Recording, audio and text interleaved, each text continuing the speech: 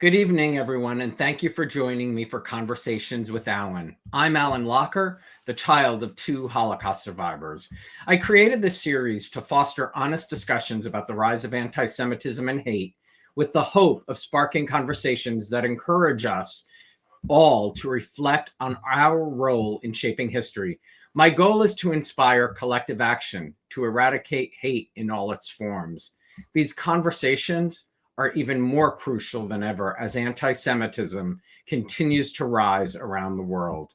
Tonight, I'm honored to welcome Robert Desmond, a British-born software developer whose passions for cycling, history, and Holocaust education led to an extraordinary journey.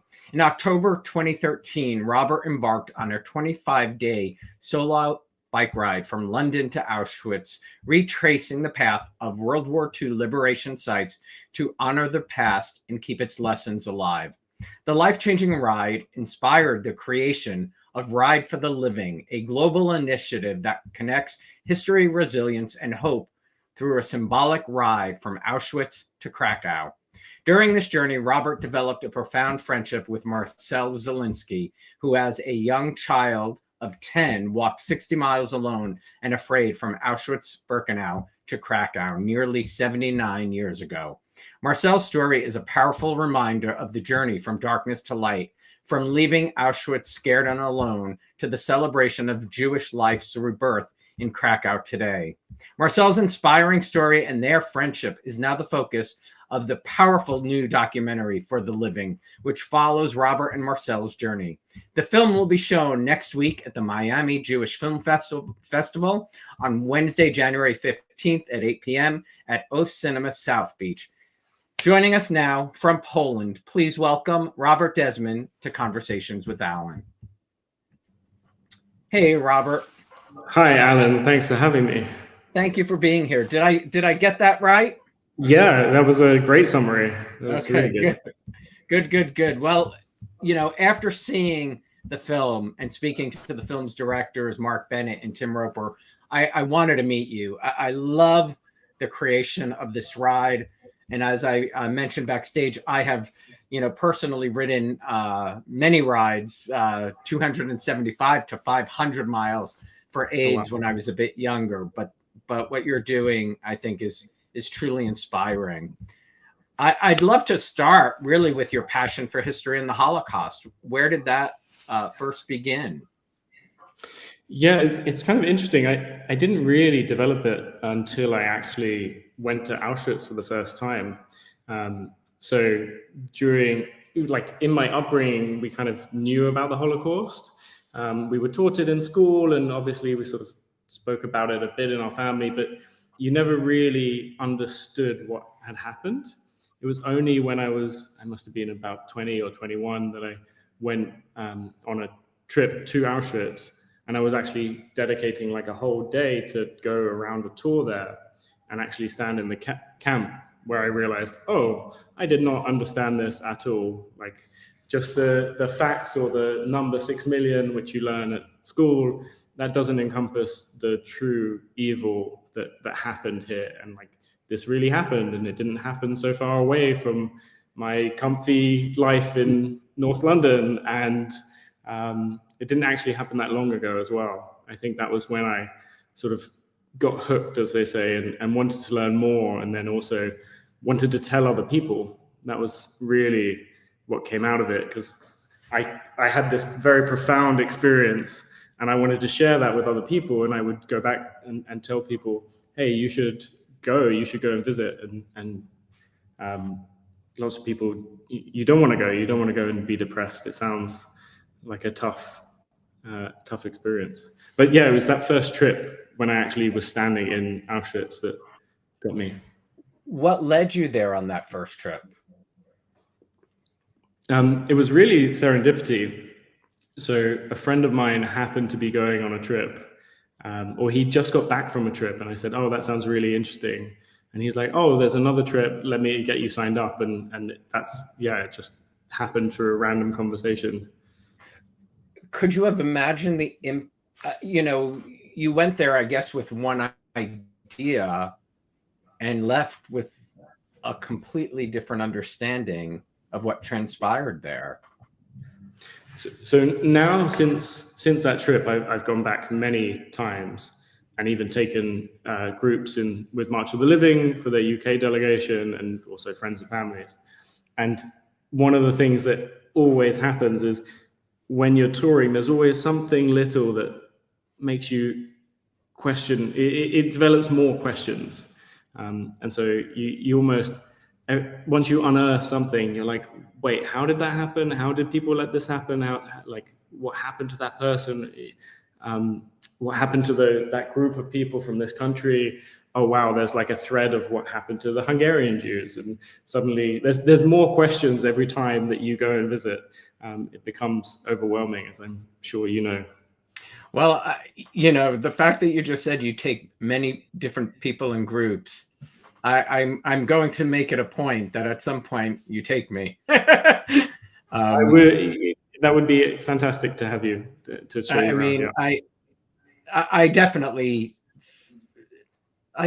feel that need to see it up close for not really grasping the full scope of what my parents had experienced, and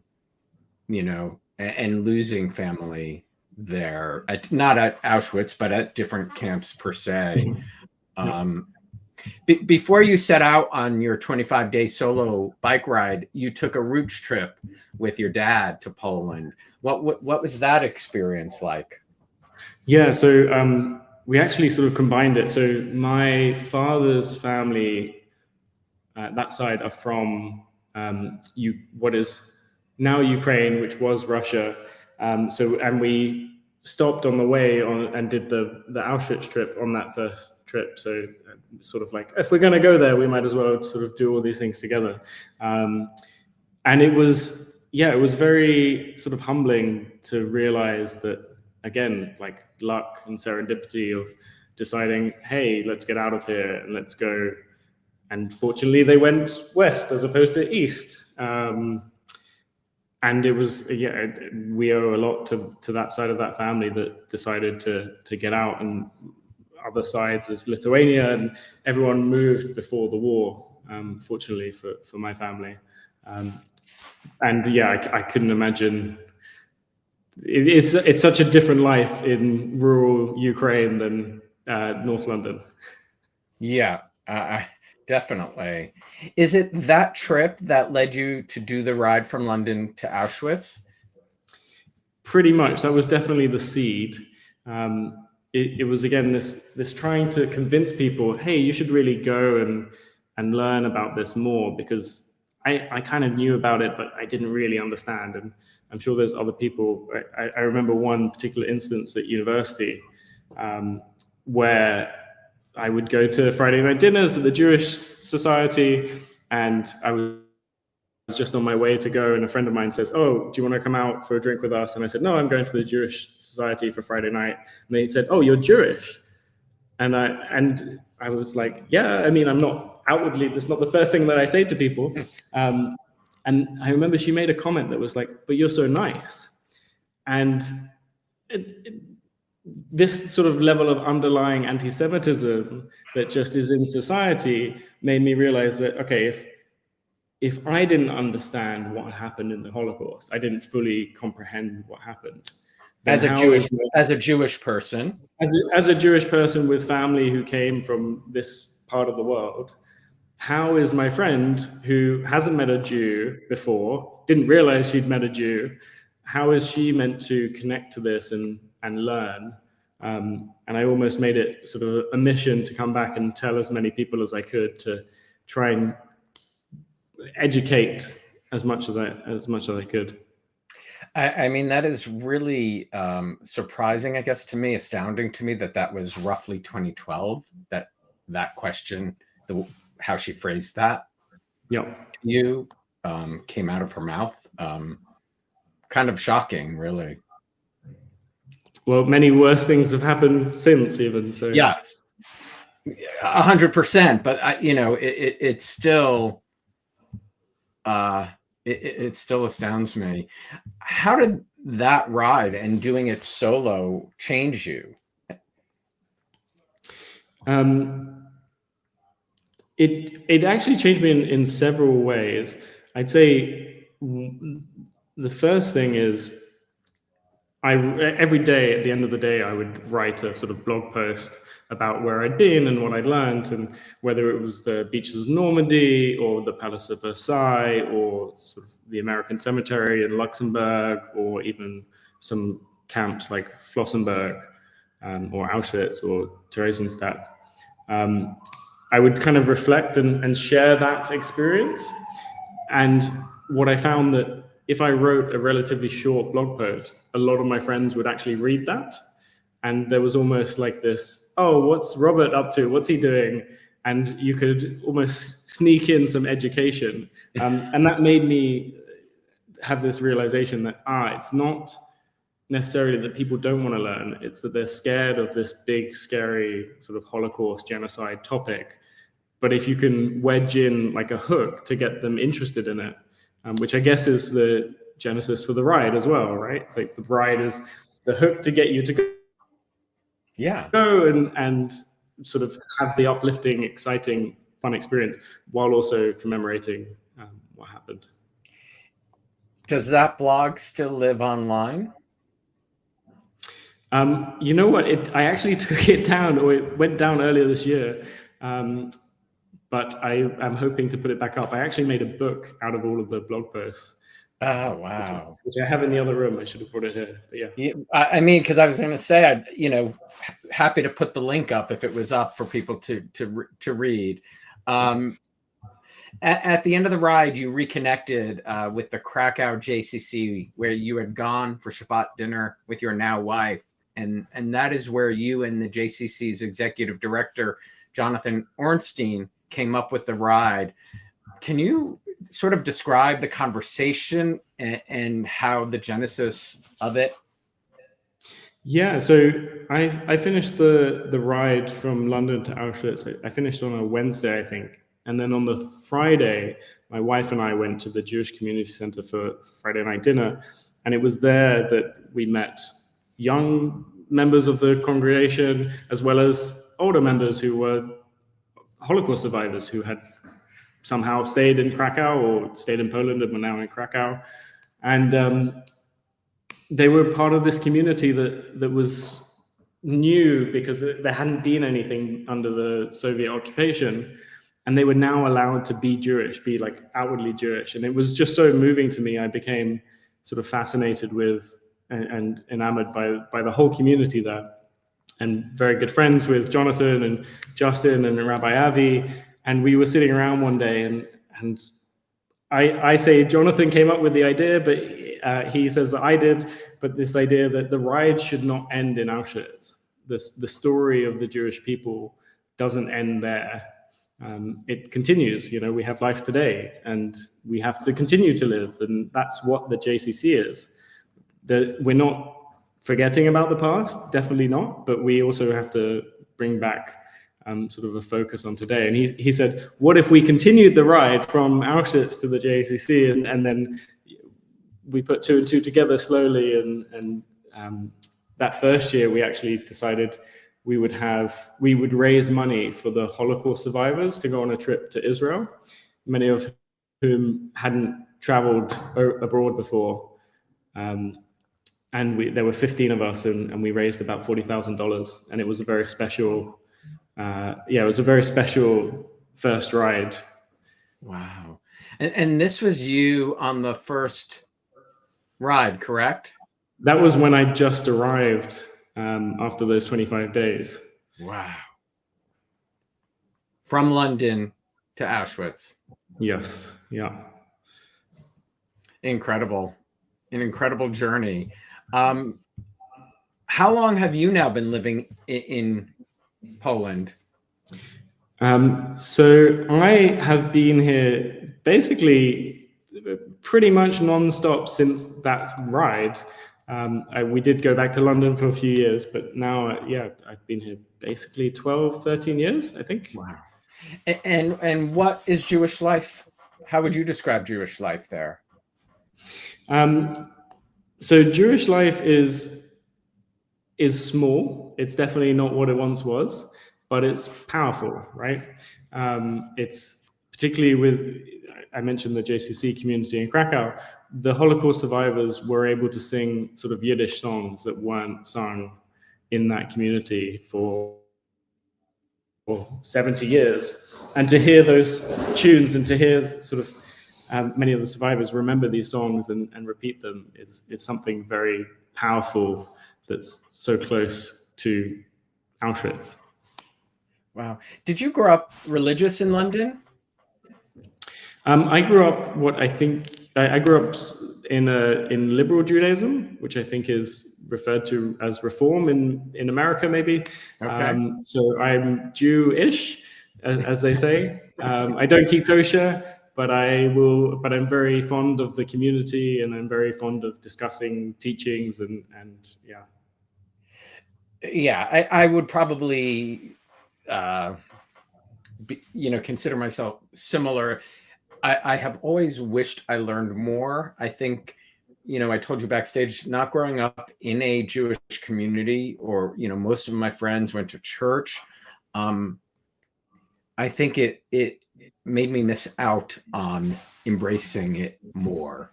And I try to do so a little more, this day. And without my parents living, sort of this is a way to, by doing this show is a way to honor them as well. The first ride took place for Ride for the Living in 2014. What do you remember about the inaugural ride and finishing that, like coming to? Yeah, it was an amazing experience, because I brought a few of my friends from London came over. My now wife did the ride with us, and our friends from Krakow too. And it was this intimate little sort of, there was no organization. We had a rough route that was planned out, and we just kind of did it. And it was very powerful firstly to get other friends of mine to go to Auschwitz to do the tour. Like that was my original motivation, right? As I mentioned, I wanted to get people to go and visit. So that was very meaningful to me, that people went and they did the education piece. Were they a mix of Jews and non-Jews? They were actually, yes. Yes, they were. I was curious, because that's... Yeah. It's great to be able to introduce both. 100%. In fact, I think the film talks about this as well. I mean, the film does this extremely well, is that it's not just this isn't a Jewish tragedy only, it's a human tragedy, and it's not the only human tragedy of genocide that we've experienced. So if anything, it's almost more important to get those who don't have that Jewish connection to go and be educated about it. Yeah, absolutely. Absolutely. Yeah, I mean, correct. It is not the only genocide in the world. I mean, I felt sort of even more connected to what my parents lived through when the Ukraine war began, because you and I could watch that unfold before our eyes, where, video footage of World War II is not, wasn't as prevalent as, how we have access today to those things. Ride for the Living combines the Holocaust education and the 60-mile ride. And with the rise of anti-Semitism, the education really is such an important element. Will you talk about how that is brought in to the ride? Yeah, so the ride itself is not just a one-day ride. There's actually like a full program for several days. There is a full day tour of Auschwitz, Auschwitz I and Birkenau as well. And we have several survivors. You mentioned Marcel Zielinski. He has been attending and is a witness who was actually in Auschwitz. Bernard often is also another Holocaust survivor who joins us. And it's extremely powerful to be standing in Auschwitz when you're with a survivor who I visited with many survivors, and there's many moments that stand out, but One in particular is when you're standing with Marcel and he remembers the spot where he last saw his father in the camp.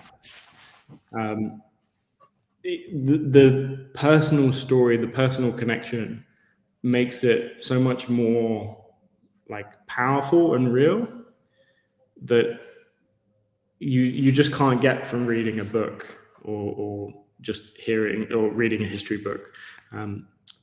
So yeah, the full day tour gives you an opportunity to learn what happened and to learn more and to ask questions and also to reflect and sort of pay your respects at the monument they have there as well. And we say Kaddish. And then the following day we do the ride, which is an early start, and we leave from the gates of Birkenau. And it's quite, I mean, maybe you have pictures of it, but it's quite a sight to see several hundred people now who do the ride each year, standing together and sort of doing this as a unity, as a way of commemorating, but also celebrating life today. Yeah, I can't imagine, you know, having done the rides that I have and having that behind me, that's a whole other element. The impact. It's extremely powerful, and it's very, quite often it's very overwhelming. You're sort of realizing that especially when the weather's nice in June and you're half an hour away and you're having a great time and the sun's nice and everyone's sort of enjoying themselves. It's you have moments where you reflect back to, oh, but we just left this place that is such an evil place in human history. It's very surreal as well. Yeah, correct, because it is a living, breathing place that has so much history behind it. And before leaving the ride in 2019, you gave a speech where you said we are here for two reasons. Would you mind sharing those again? Sure. I actually have the exact words that I said, so I'll repeat them here. That'd be great. So the first reason that we're here is to commemorate and pay respects to all of the victims of the Holocaust. And that clearly goes without saying, and it's a primary reason for which we're all here. But we also have to celebrate life. We recognize how lucky we are in our lives today, and we must come back to our reality today and live our lives now. So powerful. And this is Bernard, I think the back of Bernard, yes. Right? Yeah, exactly. That famous ponytail, you can't mistake it. I love that famous ponytail. The 10th annual ride, and I think it would be longer, but because of the pandemic, will take place in June, and people can register now. The link is down below. But people can also participate, which I found fascinating, from home in the Ride for the Living Global Challenge. Tell us about the Global Challenge. Yeah, so this is essentially, I think we actually did it before the pandemic, but it was a way to connect to communities that couldn't make the trip all the way over to Poland. And so we have this idea of like a satellite event where you can do a spin class, or you could ride your own distance of 60 miles, or you could even just do some other physical challenge or something. I think some people do yoga. It's just a way to connect if you can't make the trip all the way to Poland. And have you found a lot of people participating? Yeah, I don't know the exact number of how many people have done it, but there's been many groups from all over the world. I'm sort of so mad I didn't learn about this until meeting the directors for the living, because it's incredible, and I will be something. So what has inspired you the most, or what do you think you've learned since the rides have taken off, or even I'd be curious just if you recall some of the reactions of people who have come to do this? I mean, what is the most, there's so many powerful moments that have happened, particularly on the ride itself, where you're either with Marcel, particularly one year I did a tandem with Marcel, and there's something unbelievably powerful about doing this with someone who was forced to do the same journey so many years ago. As a 10-year-old boy. As a 10-year-old boy in the depth of Polish winter, which is not fun, it was snow on the ground and not proper clothing, and no Google Maps to get you anywhere, and and he had no idea. And he was with a group of other kids, and they were trying to find family members, and he was lucky enough to find his mother several months later when he got back to Krakow. That's particularly powerful. It's also very powerful to be with other second generation, so not just survivors, but the children of survivors like yourself, who can connect to this event and to the history in an extremely powerful way, and to be doing this in sort of commemoration, that's extremely powerful. And then also to see how, we have riders from all over the world, from South America to Europe to North America to South Africa, or even Australia. There's a fair contingent from there, and we all have this shared, or a lot of people have this shared history of kind of Jewish history and coming from Eastern Europe. And for us to kind of come together and be together with our very different lives, that's something that's really almost beautiful to say, here are all these different people from different parts, but we all have this thing in common, and we're all going to dedicate some time and money and flights and everything to go and do this thing, because we all believe in it, and we all want to commemorate. So the people on the ride come on a charity ride. I'm sure it was the same with your rides. I know, you just got me really all choked up, because it just reminded me of that, Robert. Like, some of the dearest friends in my life are from those rides today. And it hit me really hard as you just said that, but it is true. You come together and it changes you, what you have to endure too. I mean, we slept in tents and, rode through a random blizzard in summer, Wow. So we had a little harsh experience, but yeah, it is that community coming together for a cause.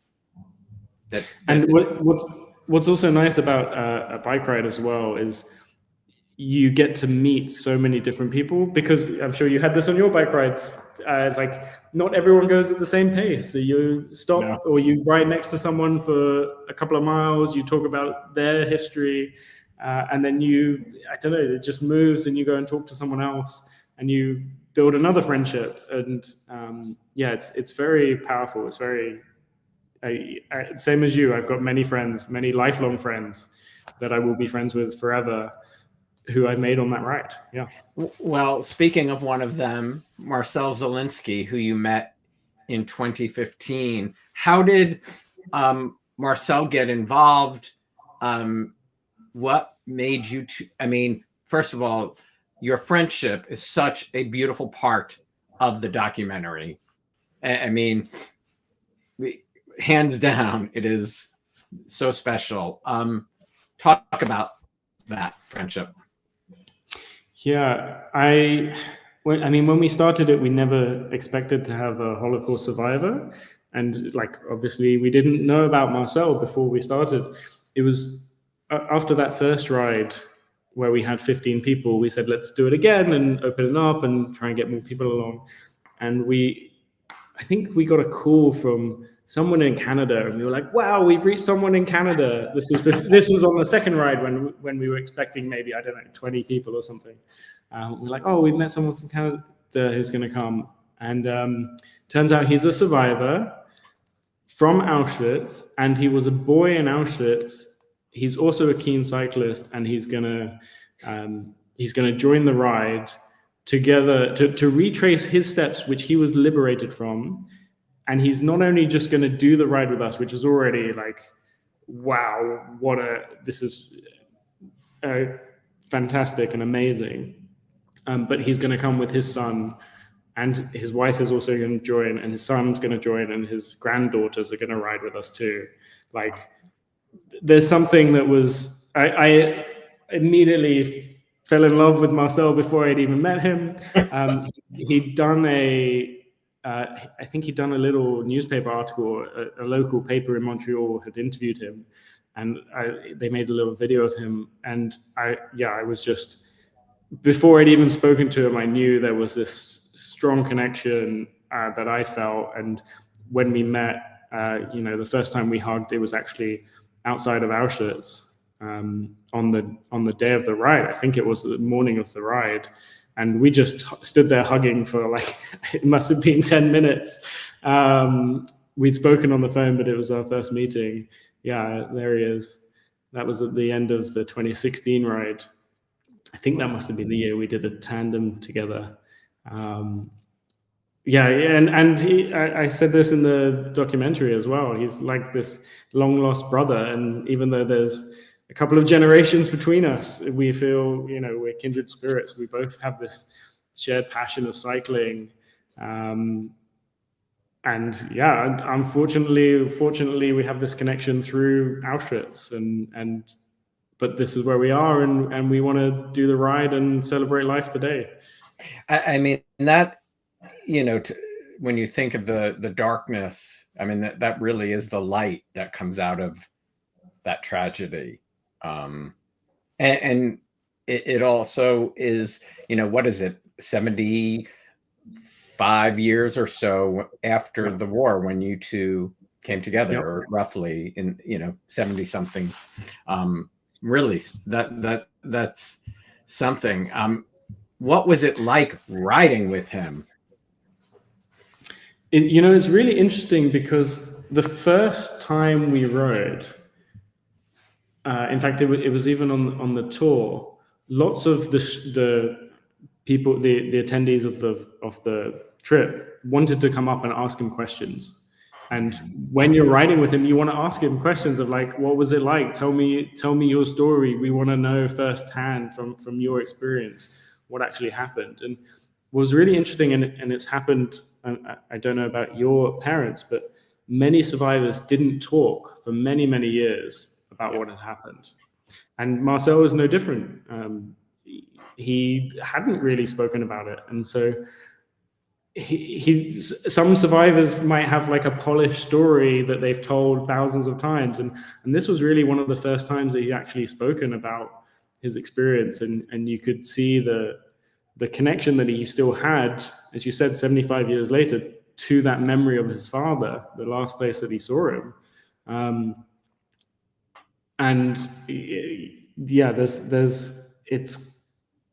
It's very meaningful. It's extremely meaningful to ride with him. I have no words for it.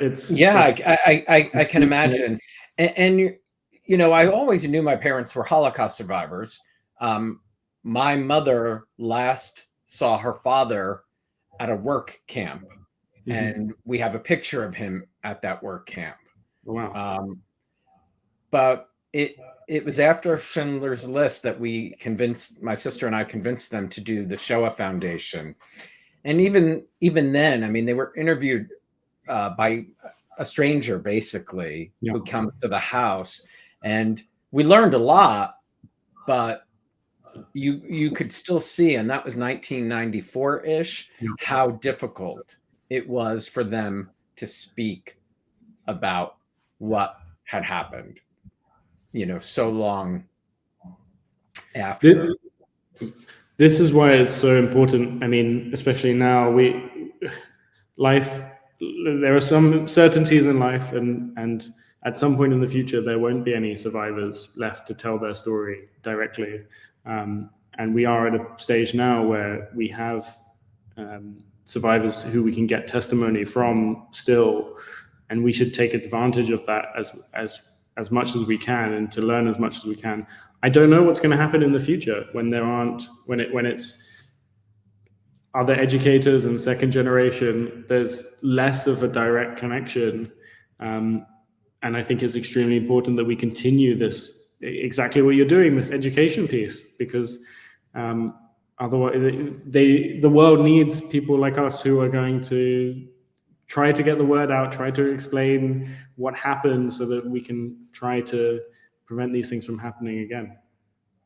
100%. You know, like I said backstage, it took me a long time. You know, I realize you and I having this conversation is because of the family who risked 11 lives for my mother and grandmother, and the other family that, you know, for my father, you know, they were helped as well.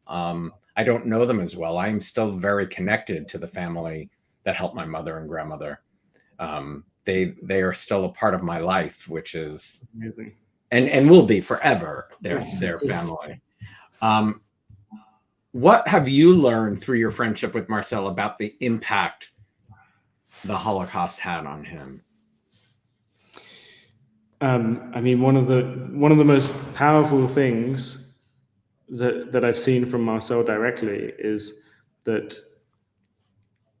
the trauma is never eradicated. Like you can hear it in Marcel's story, you can hear it in his voice, you can see it in his face. Like he can be transported back to those traumatic experiences that he had in Auschwitz immediately. And we always talk about sort of time heals all wounds, but it doesn't.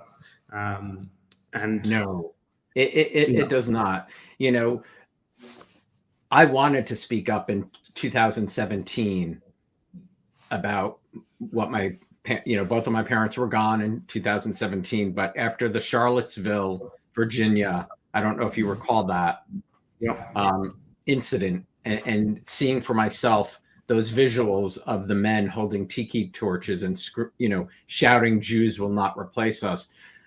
It took me to a place that I know my mother knew anti-Semitism still existed when she was alive, but that was to an extreme that I think it would have sent her, you know, under the bed. I really am sort of glad she wasn't there to see that and to see where we are today, even because I don't, you know, what happened in Israel on October 7th. I can't imagine what that would have done and what it has done to other Holocaust survivors. It's incredibly upsetting, and I personally feel very powerless a lot of the time. I think one of the only things that I actually can have control of is through sort of Holocaust education and trying to get the word out, which is why I'm so proud that this film has been made and I'm a part of it, and that it's trying to help the world become more educated about what can happen in humanity, what has happened many times over, and we need to learn from these horrible mistakes and learn that it's a very slippery slope. The themes in the documentary about this dehumanization process, and from each stage, it's very easy to get from one stage to another, and it happens very quickly. Yeah. Well, speaking of the film, what did you think when you and Marcel were approached that they wanted to make this film? What was your first reaction? My first reaction is, who are these crazy people who want to document our connection? But no, when I first spoke to Mark over the phone, and I think we spoke for several hours, and he really understood kind of, it's not just the ride is a great story in itself, but there's also a wider message of education that can also be told. It's a great backdrop. Exactly, yes. It's a hook. It's the same as getting people to come to do the education on the trip. It's like, let's go on a fun bike ride. Oh, by the way, you need to learn these things. It's and then I got to know Tim as well, and Lisa, and the whole crew, and we came up with this. I don't want to ruin things that are in the. Yeah, definitely don't. I didn't, because I didn't want to talk about the end of the movie at all, because that's so great. So we did some filming, and it was wonderful to sort of document our connection with me and Marcel. That's something that I'm gonna hold for the rest of my life, and be very proud to be part of. I think they've done a great job, and to go back to my original. I never expected this, but my original trip to Auschwitz, when I was standing there and thinking, wow, the whole world should learn more about this. And now, like, I've written a book, and I actually filmed my original ride, and I have this very indie movie. And these guys have taken it to a much higher level, a much more professional level, and it's fantastic that it's there. I'm very proud to be part of it. Did you and Marcel get to watch it together? We did. There was a premiere in Krakow last year at the ride, and yeah, we were sitting right next to him. And my wife was also 8.5 months pregnant with our third son, wow. So that was nice that we got him to see it through the belly. But we were all there. It was really, really nice, and very. I mean, there was not a dry eye in that house, I think, that night. It was the day after the ride, and everyone was already emotional and exhausted. Yeah. And then you're no matter what, those things. Yep, at the end you're emotional. So I can't imagine watching that after, for sure. What was Marcel's reaction? Was he happy that he shared his story? Yeah, I think he was. They captured his story in an overwhelming way that he gave the proverbial thumbs up for the way that they captured it. They told it the way that he remembered it, and I think that's extremely powerful to know that this is really accurately what happened, and that this is how he remembers it. And it's told to others in that same way.